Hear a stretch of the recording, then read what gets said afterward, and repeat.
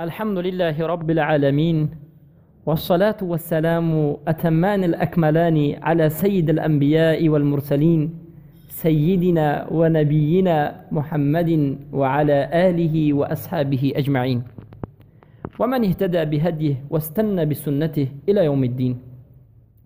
أما بعد، السلام عليكم ورحمة الله وبركاته. برادران و خواهران عزیز، بارک الله فیکم. و ما سوال شده است که آیا بوسیدن دست علما جایز هست و این مسئله رو به ما بیان بکنید. بارک الله فیکم. وقتی که ما به حیات رسول اکرم صلی الله علیه و سلم نگاه میکنیم، صحابگان رسول اکرم صلی الله علیه و سلم دست رسول الله را بوسیده اند.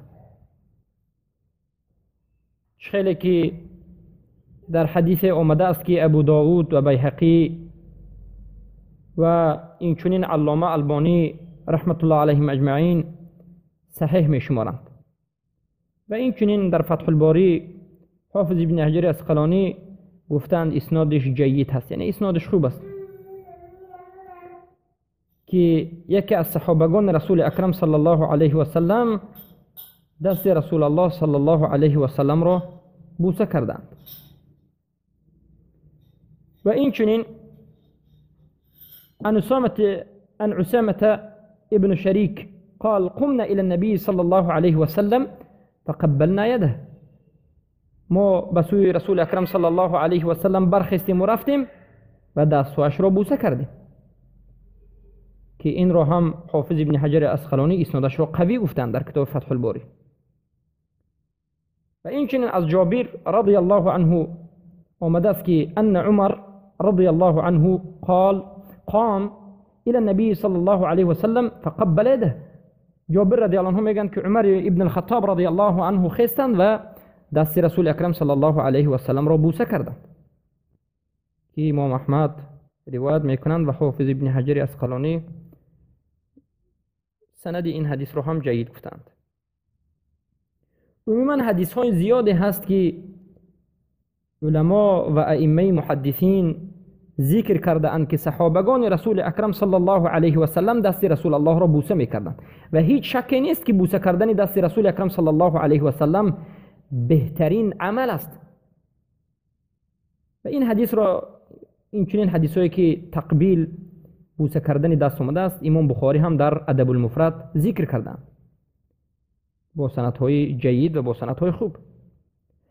باید دانیم که بوسه کردن دست فقط خاص پیامبر صلی الله علیه و سلم نبود. خیلی که علما میگن بوسه کردن دست خاص به رسول اکرم صلی الله علیه و سلم تعلق نداشت، بلکه اینچنین از صحابگان روایت های آمده است که دیگر صحابگان دست یک صحابه را بوسیدند یا که تابعین دست صحابه را بوسیدند. خیلی که زید ابن ثابت حادثه با عبدالله ابن عباس رضی الله عنه را ذکر میکنه. عبدالله ابن عباس با زید ابن ثابت رضی الله عنه با یک مرکب سوار میشوند و عبدالله ابن عباس به نهایت با یک تواضع، با یک احترام علما، زید ابن ثابت که یک عالم بودند، سوار میشوند و زید ابن ثابت میگن که ای امک بچه رسول اکرم صلی الله علیه و سلم، عبدالله ابن عباس دستویت را برار تا که دستویت را بوسه کنم. فخرج یده فقبلها. عبدالله ابن عباس دستشون برای صحابه دیگر زید ابن ثابت برآوردند و دست زید ابن ثابت را بوسه کردند و گفتند که هکذا امرنا ان نفعل. این چنین پیامبر صلی الله علیه و سلم به ما امر کردند که اهل بیتشون را احترام بکنیم، که این را هم ذهبی در سیر و این چنین حافظ در اصابه ذکر کردند و حافظ ابن حجر اسقلانی سند این حدیث رو هم جید میگویند، یعنی سندش خوب است میگن. پس این چنین عایشه رضی الله عنها مادرمان میگویند که بعد از رسول اکرم صلی الله علیه و سلم وقتی که فاطمه رضی الله عنها دختر رسول اکرم صلی الله علیه و سلم به نزد می آمد، می دیدم که دست فاطمه رضی الله عنها به دست رسول اکرم صلی الله علیه و سلم به نهایت تشابه و مانند و مثل دارد، یعنی به نهایت مانندی دارد و دست فاطمه را می خواستم بوسه می کردم که فاطمه رضی الله عنها بعد از 6 ماهی رسول اکرم صلی الله علیه و سلم وفات کردند. پس دیگر از صحابگان را به مانند انس رضی الله عنه، به مانند عبدالله ابن ابی اوفا و دیگر صحابه دیگر را دیگر انسان ها از تابعین و از صحابگان بوسه کردند. یعنی بوسه کردن فقط خاص جسم پیامبر صلی الله علیه و سلم نبود، بلکه صحابگان را نیز دیگر صحابگان و صحابگان را تابعین بوسه کردند. و این چنین علما میگن که جایز است که انسان ها در هر یک زمان و مکان دست علمای خود، دست اهل فضل و دست مجاهدین و دست عباد و زاهد را بوسه بکنند. و حجتشان همون حجتی که حجت قصه ام المؤمنین رضی الله عنها عایشه، یا که قصه بوسه کردن بعضی از صحابگان دیگر را، این همه حجت می شود که اهل فضل را بوسه بکنند. و بعد از این از مذاهب اگر نگاه بکنید، مذهب امام ابو حنیفه رحمت الله علیه این بوسه کردن دست را جایز میدانند، به مانند امام طحاوی رحمت الله علیه که در حاشیه در کتاب مراقی الفلاح حنفی ذکر میکنند که جایز است که دست علما بوسیده شود، البته به بعض از شروط ها. میگن که اباحه تقبیل اليد والرجل حتى والرجل والكشف والراس والجبهه والشفت. عموما جایز است که پیشانی علما یا که دست علما یا که پای علما بوسیدنش جایز است، اما در حالتی که به نیت اکرام باشد، نه به نیت چیز دیگر. لیکن خوبش افضلش فقط دست است. و اینچنین صاحب در المختار حنفی لا بأس بتقبیل ید العلماء گفتند، یعنی بأس نیست، باکی نیست. اینچنین مذهب امام شافعی رحمت الله علیه جایز دانستند، خیلی که امام نووی رحمت الله علیه در روضة طالبین ذکر میکنند. و اما تقبیل الید فإن كان للزهد صاحب الید وصلاحه او علمه او شرفه وصيانته ونحو من الامور الدینیه فمستحب. یعنی بوسه کردن دست یک انسان برای عالم بودنش، زاهد بودنش، برای صالح بودنش، اگر به این سبب ها دست کسی رو بوسه بکنید، نه فقط جایز است بلکه مستحب است، میگن یعنی خوب است، ثواب است. اما گفتند اگر برای شوکش باشد، برای قدرتش باشد، برای پول مالش باشد، کراهیت شدید است، یعنی جایز نیست. و حتی امام نووی رحمت الله علیه در کتاب ریاض الصالحین بابی را ذکر کردن که باب استحباب المصافحه عند اللقاء و بشاشه الوجه و تقبیل ید الرجل الصالح و تقبیل ید الرجل الصالح. یعنی در روضة ریاض الصالحین کتابشون کتاب معروف است، کتاب حدیث. در اینجا امام نووی رحمت الله علیه حتی یک بابی را گذاشتن که مصافحه، پرسپاس کردن در حالت روبرو شدن با یک چهره کشاد و بوسه کردنی دست مرد صالح. یعنی با این باب گذاریشون امام نووی رحمت الله علیه جایز میدونن که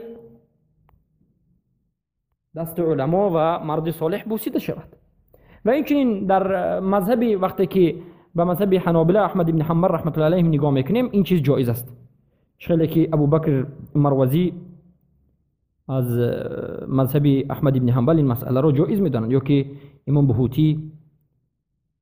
اما این مذهب جمهور سه مذهب جایز میدانند. مذهب امام مالک رحمت الله علیه، خیلی که ابو الحسن المالکی در کفایت الطالب ذکر میکنند، کره مالک رحمه الله تقبیل الید. یعنی امام مالک رحمت الله علیه این عمل را بد دیدند، یعنی مکروه شمردند.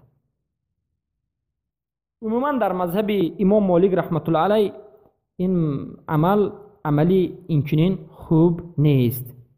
اما غیر از ائمه اربع غیر از ائمه اربع از اهل علم به مانند سفیان الثوری، سعید بن جبیر و این چنین سفیان بن عیینه، ایوب السختیانی، زنجانی، دیگر از علما بوسه کردن دست علما را، مجاهدین را و مردان صالح و عابد و زاهد را جایز دانستند و گفتند که باک ندارد بوسه کردن جایز است. و از علمای حاضر به مانند شیخ ابن عثیمین یا که شیخ ابن باز رحمت الله علیه و شیخ البانی رحمت الله علیه جایز دانستند. خیلی که شیخ البانی رحمت الله علیه در سلسله صحیحه ذکر میکنند که و اما تقبیل الید ففي الباب احادیث و آثار کثیر، و اما بوسه کردن دست در این باب، در باب بوسه کردن دست حدیث ها و آثار زیاد است. يدل مجموعها على ثبوت ذلك عن رسول الله صلى الله عليه وسلم، فنرى جواز تقبيل يد العالم إذا توفرت شروط الآتية. یعنی ما بوسه کردن دست عالم رو جایز میدانیم اگر شرط هایی که ما ذکر میکنیم این شرط ها به وجود بیاد. یعنی شرط دارد، بوسه کردن شرط دارد. شرط اول این است که الله يتخذ عاده، بوسه کردن رو عادت نگیرد. یعنی هر روز یک عالم رو گشته به گشته بوسه کردن، هر دفعه بوسه کردن نباشد، اما در بعض حالات جایز است. و شرط دوم این است که همین بوسه کردن شما سبب کبر و غرور و تکبر شدن عالم نشود.